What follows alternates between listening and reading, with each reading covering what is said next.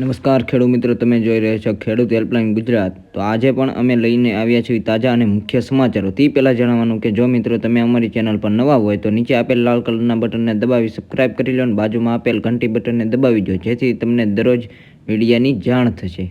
તો આજના જોઈએ ચાલો સમાચાર। એલપીજી ગેસ મોટી જાહેરાત।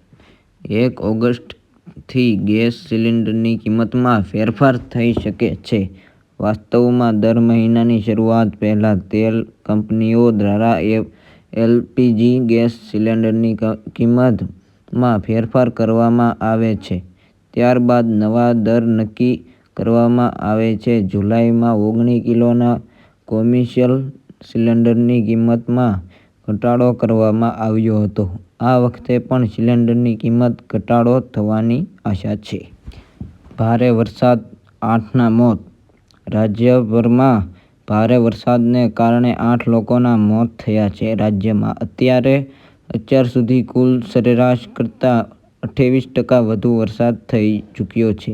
હવામાન વિભાગે સુરત, નવસારી સહિત દક્ષિણ ગુજરાતના વિવિધ વિસ્તારો માટે ભારેથી ભારે વરસાદની આગાહી કરી છે। ભારે વરસાદને કારણે માછીમારોને દરિયો ન ખેડવા સૂચના આપવામાં આવી છે। ખેડૂતો મોટી જાહેરાત।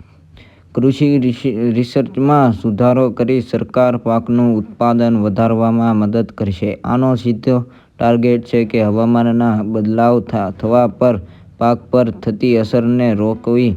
32 પ્રકારના પાકની 109 જાતિ વિકસાવવામાં આવશે।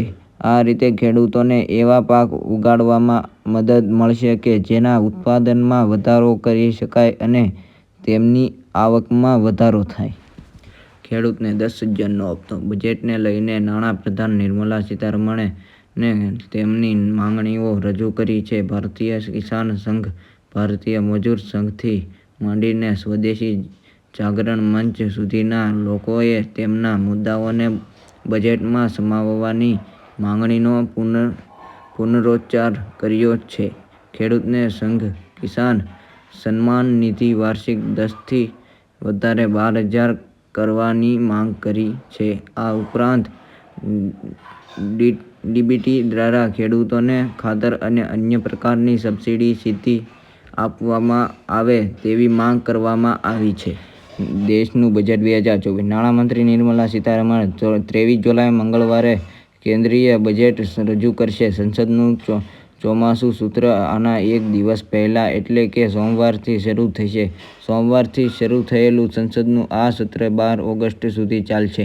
આમાં કુલ 19 બેઠકો યોજાવાની છે। આ વખતે બજેટમાં મોટા નિર્ણયો અને ફેરફારો કરવામાં આવશે।